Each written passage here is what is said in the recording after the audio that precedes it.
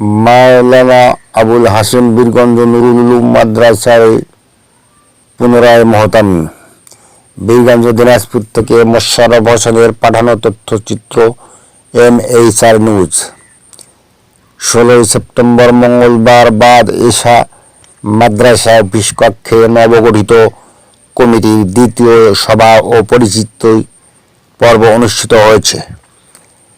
জেলা chambers of commerce and ইন্ডাস্ট্রিজের পরিচালক, বীরগঞ্জ ইটভাটা মালিক সমিতি ও মাদ্রাসার বর্তমান সভাপতি মোহাম্মদ রেজওয়ানুল ইসলাম রিজুর সভাপতিত্বে এবং যুগ্ম সাধারণ সম্পাদক আলহাজ গোলাম আজম কাজলের পরিচালনায় সভাটি অনুষ্ঠিত হয়।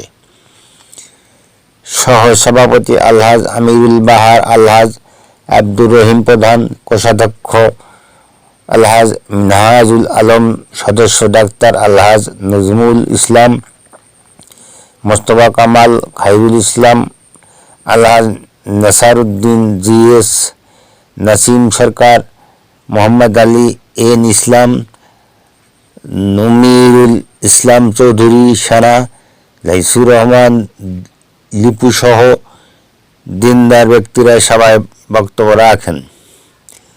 বিগত মাদ্রাসা পরিচালনা কমিটি অন্যায়ভাবে এবং কতিপয় ব্যক্তির হীন স্বার্থ চরিতার্থের লক্ষ্যে মাদ্রাসার দীর্ঘদিনের সুদক্ষ ও যোগ্য মোহতামিম মাওলানা আবুল হাসেমকে পদ থেকে নামিয়ে সাধারণ শিক্ষক হিসেবে কর্মরত রাখায় শিক্ষার পরিবেশ ও মাদ্রাসা মারাত্মক ক্ষতিগ্রস্ত হয়েছে মর্মে বক্তারা উল্লেখ করেন। তাই মাওলানা আবুল হাসেমকে পুনরায় তার পদে বহাল করা হয়েছে। তাছাড়া একইভাবে চাকরিচ্যুত অন্য 2 জন শিক্ষককে পুনর্বহাল এবং TR শিক্ষক প্রতিনিধি মনোনয়নের জন্য আলোচনা হয়েছে। সদস্যদের এক প্রশ্নের জবাবে সভাপতি উল্লেখ করেন, মাদ্রাসার উন্নয়ন পরিকল্পনায় নিয়মিত সভা সমাবেশ করা হবে। যদি কোনো সদস্য একাধারে 3টি মিটিং-এ অনুপস্থিত থাকেন তবে তাকে বাদ দিয়ে তার স্থলে হিতৈষী ব্যক্তিকে নিযুক্ত করা হবে।